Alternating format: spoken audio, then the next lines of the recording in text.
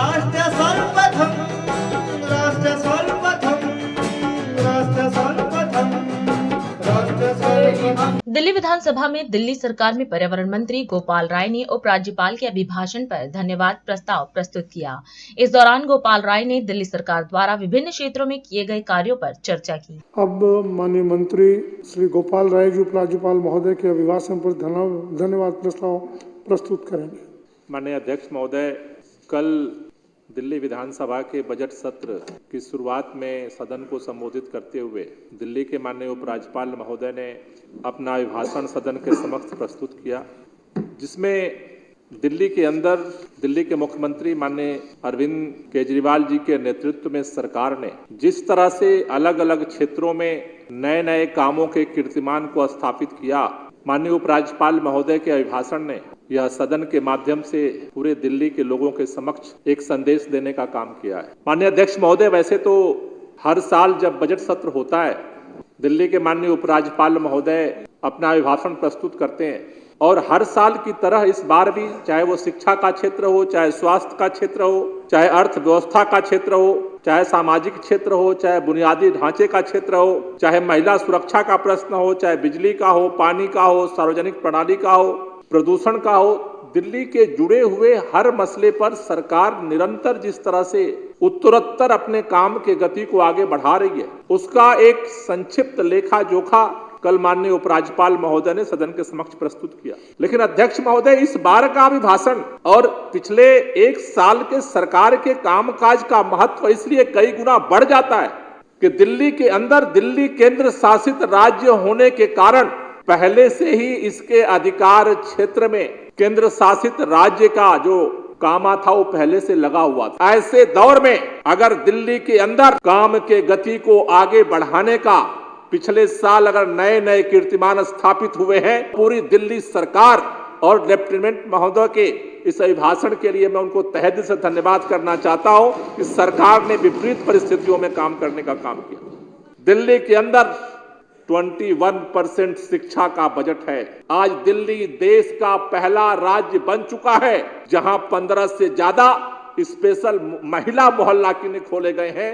दिल्ली के अंदर आज 5 नए अस्पताल बनने जा रहे हैं।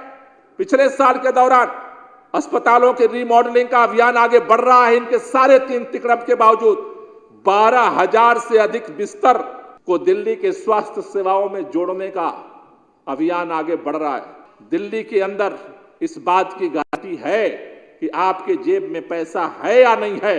अगर आपका बेटा बीमार है, अगर आपकी मां बीमार है, तो आपके इलाज करने की गारंटी है और वो दिल्ली के अंदर है। अध्यक्ष महोदय, ये तमाम बाधाओं को पार करके दिल्ली के अंदर अरविंद केजरीवाल के नेतृत्व में सरकार ने काम किया है। जनता को खुले दिल से सब कुछ दिया, लेकिन पूरे देश का जो आज की तारीख में सकल घरेलू उत्पादन है 7% है। अध्यक्ष महोदय, दिल खोल के जनता के लिए काम करने के बावजूद 9% से भी ज्यादा आज अपना सकल घरेलू उत्पादन लेकर आए।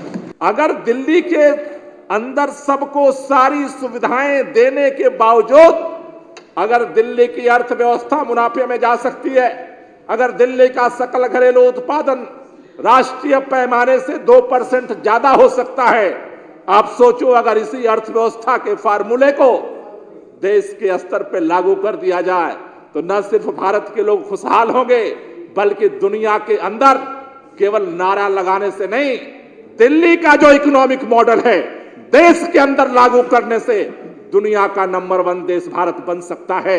इसके अंदर ये भी ताकत छिपी हुई है जो प्रयोग आज दिल्ली के अंदर किया जा रहा है। दिल्ली के अंदर प्रदूषण को नियंत्रित करने के लिए अरविंद केजरीवाल के नेतृत्व में काम हुआ। अरविंद केजरीवाल जी की सरकार बनी। 2015 में इस दिल्ली के अंदर 365 दिनों में से केवल 109 दिन थे जिसमें दिल्ली की हवा अच्छी होती थी। 2015 में जो केवल दिल्ली के लोगों को जिंदगी जीने के लिए सांसें 109 दिन अच्छे थे, पहुंच धीरे धीरे काम करते करते पिछले साल 109 206 दिन, लगभग 2 गुना 365 दिनों में से अच्छी हवा दिल्ली के लोगों को मिली है। और अध्यक्ष महोदय, लगातार उस पर सरकार काम कर रही है। हमें भरोसा है कि दिल्ली के प्रदूषण के स्तर को कम करने के लिए जिस तरह से यहाँ पर वृक्षारोपण का अभियान चल रहा है, हम सभी माननीय सदस्यों का भी धन्यवाद करना चाहते हैं। जिस तरह से संजीदगी के साथ सबने कोऑपरेट किया। पिछले चुनाव के दौरान अध्यक्ष महोदय, 4 साल पहले जब दिल्ली विधानसभा का चुनाव हुआ था, दिल्ली के माननीय मुख्यमंत्री जी ने दिल्ली के लोगों को 10 गारंटी दी थी। उसमें से एक गारंटी थी, अगले 5 साल में 2 करोड़ पौधे लगाए जाएंगे दिल्ली के अंदर। अध्यक्ष महोदय, हमें इस बात का फक्र है, अभी 1 साल बाकी है, लेकिन 2 करोड़ पौधे लगाने का काम 4 साल में इस सरकार ने पूरा कर लिया है और 1 साल में हम और पौधे लगाने की मिशन की तरफ बढ़ रहे हैं। अध्यक्ष महोदय, उसका परिणाम क्या है? आज दिल्ली के अंदर नेशनल मानक के अनुसार किसी भी राज्य का जितना क्षेत्रफल है उसका 20% ग्रीन होना चाहिए। आज दिल्ली के अंदर हमने धीरे धीरे करके 20% से ज्यादा, आज 23.6% दिल्ली का ग्रीन क्षेत्र बढ़ाया है। इस ग्रीन क्षेत्र बढ़ाने का परिणाम हुआ है कि प्रदूषण कम हो रहा है पूरे साल में। राष्ट्र सर्वप्रथम